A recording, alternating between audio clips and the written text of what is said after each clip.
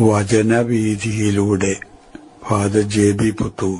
വിശുദ്ധ മാർക്കോസ് രചിച്ച നമ്മുടെ കർത്താവിശ്വംശയുടെ പരിശുദ്ധ സുവിശേഷം.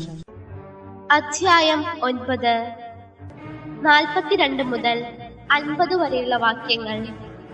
ദുഷ്പ്രേരണകൾ നൽകാതിരിക്കുക. വിശ്വസിക്കുന്ന ഈ ചെറിയവരിൽ ഒരുവന് ഇടർച്ച വരുത്തുന്നവൻ ആരായാലും അവന് കൂടുതൽ നല്ലത് ഒരു വലിയ തിരിക്കല്ല് കഴുത്തിൽ കെട്ടി കടലിൽ എറിയപ്പെടുന്നതാണ്. നിന്റെ കൈ നിനക്ക് ദുഷ്പ്രേരണയ്ക്ക് കാരണമാകുന്നെങ്കിൽ അത് വെട്ടിക്കളയുക. ഇരു കൈകളും ഉള്ളവനായി നരകത്തിലെ കെടാത്ത അഗ്നിയിൽ നിബദിക്കുന്നതിനേക്കാൾ നല്ലത് അംഗഹീനനായി ജീവനിലേക്ക് പ്രവേശിക്കുന്നതാണ്.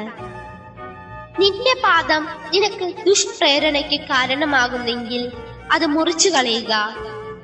2 പാദങ്ങളും ഉള്ളവനായി നരകത്തിൽ എറിയപ്പെടുന്നതിനേക്കാൾ നല്ലത് മുടന്തനായി ജീവനിലേക്ക് പ്രവേശിക്കുന്നതാണ്. നിന്റെ കണ്ണു മൂലം നിനക്ക് ദുഷ്പ്രേരണ ഉണ്ടാകുന്നെങ്കിൽ അത് ചൂഴ്ന്നെടുത്ത് എറിഞ്ഞു കളയുക. 2 കണ്ണുകളും ഉള്ളവനായി പുഴുചാകാത്തതും തീ കെടാത്തതുമായ നരകത്തിലേക്ക് എറിയപ്പെടുന്നതിനേക്കാൾ നല്ലത് ഒരു കണ്ണോടുകൂടെ ദൈവരാജ്യത്തിലേക്ക് പ്രവേശിക്കുന്നതാണ്. കാരണം എല്ലാവരും അഗ്നിയാൽ ഉറക്കൂട്ടപ്പെടും.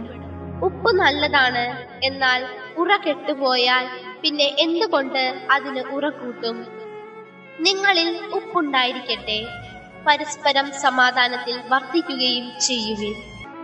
ഉതപ്പും ദുഷ്പ്രേരണയും വർജിക്കേണ്ട മാനുഷിക ചാപല്യങ്ങൾ.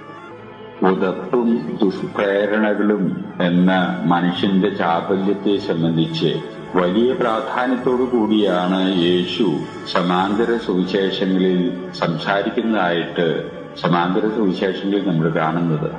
വളരെ ഗൗരവ ബുദ്ധിയോടുകൂടെ ഈ തരം ചാപല്യങ്ങളെ നോക്കിക്കാണേണ്ടതും തീർത്തും പരിവർജിക്കപ്പെടേണ്ടതുമായിട്ടുള്ള മനുഷ്യന്റെ ചാപല്യങ്ങൾ എന്ന വിധത്തിലാണ് ഉതപ്പിനെയും ദുഷ്പ്രേരണകളെയും യേശു വീക്ഷിക്കുന്നത്. ഇവയ്ക്ക് 2 ഭാഗങ്ങളുണ്ട് എന്ന് നമുക്ക് കാണാം. ഒന്ന്, വ്യക്തിയുടെ ചിന്തയിലെ, പ്രവർത്തനത്തിലെ, വാക്കുകളിൽ കൂടെ ഉചിതമല്ലാത്ത രീതിയിൽ തന്റെ വിളിക്കും ജീവിതാവസ്ഥയ്ക്കും അനുയോജ്യമല്ലാത്ത രീതിയിൽ പ്രതികരിക്കാനും പ്രവർത്തിക്കാനും ഇടവരുമ്പോൾ മറ്റുള്ളവരുടെ മുമ്പിൽ ഉണ്ടാകുന്ന ദുർമാതൃക ഉതപ്പിന്റെ ഒരു ഭാഗമാണ്. മറ്റേ ഭാഗം, വ്യക്തിഗതമായ രീതിയിൽ ഒരു വ്യക്തി ദുർമാതൃക ചെയ്യുന്നതായിട്ട് ശ്രദ്ധയിൽപ്പെടണം എന്നില്ല.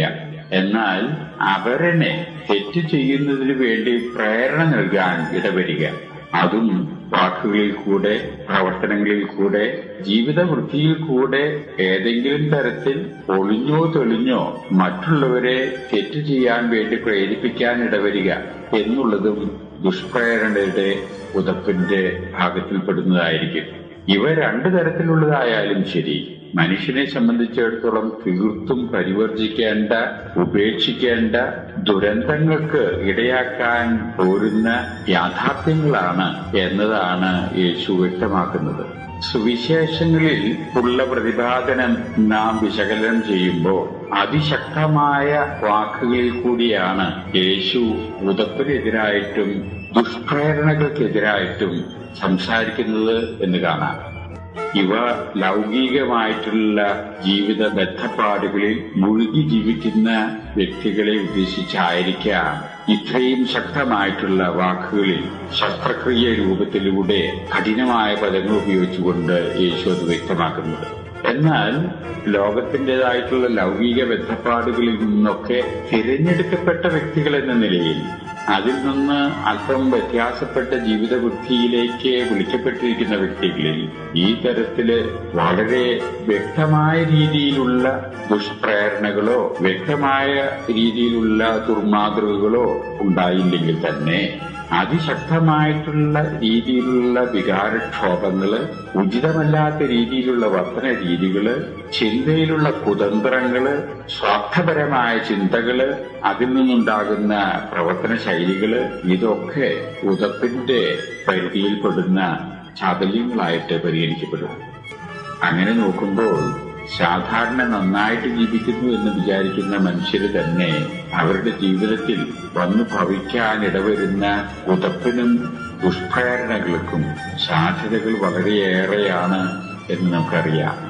ഉചിതമല്ലാത്ത രീതിയിലുള്ള നമ്മുടെ പ്രതികരണങ്ങള്, നമ്മുടെ വികാരക്ഷോഭം, അല്പം സ്വാർത്ഥചിന്തയോടുകൂടിയുള്ള വർധന രീതികള്, ഇതൊക്കെ യേശു ഉദ്ദേശിക്കുന്ന ഉതപ്പിന്റെയും ദുഷ്പ്രേരണയുടെയും പരിധിയിൽപ്പെടുന്നതായിട്ട് വേണം വിചാരിക്കാൻ. അതുകൊണ്ട് നാം ബോധപൂർവം അവയിൽ നിന്ന് മാറേണ്ടതാണ് എന്നുള്ള ചിന്തയോടുകൂടെ നിരന്തരം നമ്മെ തന്നെ ശിക്ഷണം നൽകി പക്വതയിലേക്ക് വളരാൻ ആവശ്യമുണ്ട് എന്ന് യേശു ഓർമ്മിപ്പിക്കുകയാണ്. ഈ ഓർമ്മപ്പെടുത്തലാണ് ഒരു വിധത്തിൽ പറഞ്ഞാൽ മനുഷ്യന്റെ ജീവിതത്തിൽ ഉപ്പിന്റെ ധർമ്മം എങ്ങനെയോ അതുപോലെ നിങ്ങൾ നിങ്ങളുടെ ജീവിതത്തിൽ ആയിത്തീരണം എന്ന് പറയുന്നതിൽ നിന്ന് നാം മനസ്സിലാക്കിയെടുക്കേണ്ടത്.